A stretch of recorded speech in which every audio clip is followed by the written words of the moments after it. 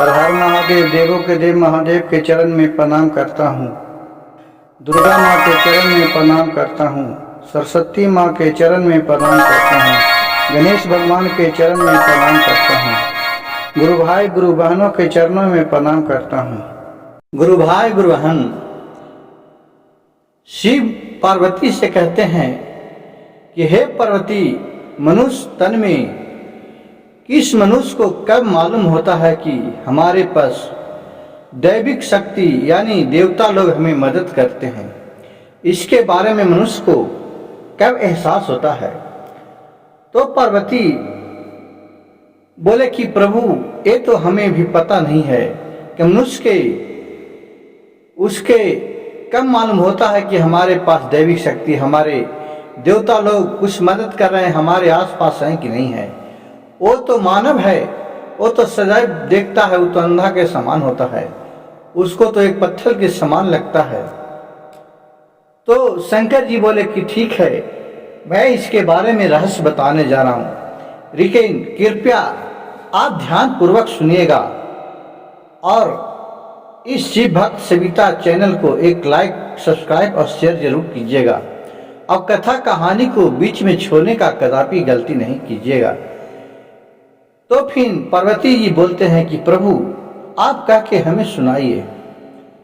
तो कहें कि देखिए, जिस मनुष्य का नींद सुबह 4 से 5 के बीच में टूट जाता है, वह भगवान के ध्यान लगाते हैं, अपना खाट पर से उठ जाते हैं, तो वहां यह संकेत मिलता है कि उसे भोलेनाथ के कृपा और उनके घर के इष्ट देव का कृपा उसके ऊपर बना हुआ है। जो मनुष्य उस समय में नहीं उठता है, अपने खाट पर भी पड़ा रहता है, तो इससे संकेत होता है कि उसे ये सब नहीं चाहिए।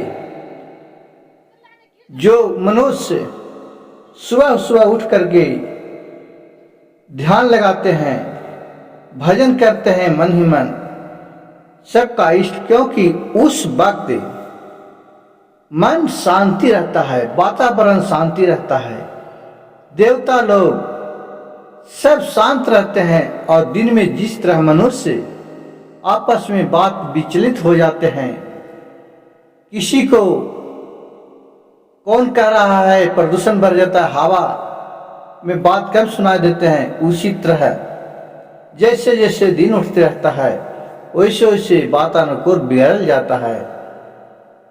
जितना भी पूजा पाठ का समय होता है 9 बजे से पहले कर ले तो अति सुंदर रहता है। पार्वती ने फिर शंकर से बोले, ठीक है प्रभु, और दूसरा मनुष्य का कब पता चले कि और भी उनके पास इष्ट देवता का प्रभाव है, उन पर दयालु हैं। तो भोलेनाथ ने बोले कि देखो पार्वती, जब कोई देवता पर वो ध्यान लगाते हैं मनुष्य, तो उनके नजर में आते हैं कि हमारे प्रत्यक्ष खरा है। जब आंख मूंद कर ध्यान लगाते हैं एकदम शांति मन करके, उसके पास इस देव का दया बना हुआ रहता है।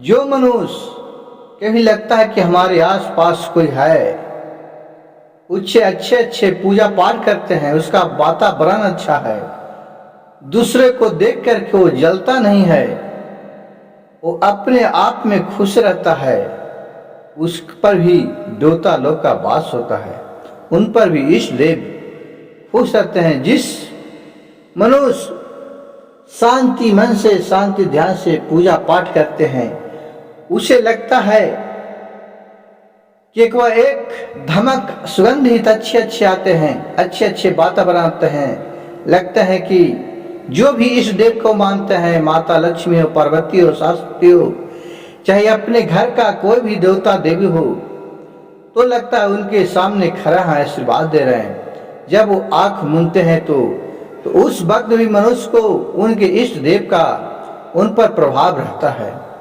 और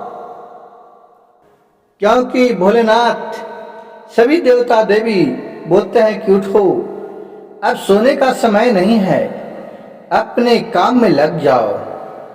और उस वक्त चलने से मन शांति रहता है। दुनिया में गुरु भाई गुरु बहन देखिए, धन दौलत दुनिया में बड़ी चीज नहीं है। आप लाखों रुपया आपके पास है, करोड़ों अरबों में खिरे हैं, लेकिन आपको मन में अशांति है, दूसरे को प्रति जलनशील आप हैं, वैसा दौलत कोई काम का नहीं है। इसलिए अपने जो भी परिवार हैं, बाप है, बेटा है, माँ है, भाई है, भतीजा है, सबके साथ अच्छा वातावरण रखने वाले मनुष्य खुश रहते हैं। किसी को दौलत से खुशी नहीं मिलता, जब परिवार ही नहीं एक है तो संपत्ति किस काम का है।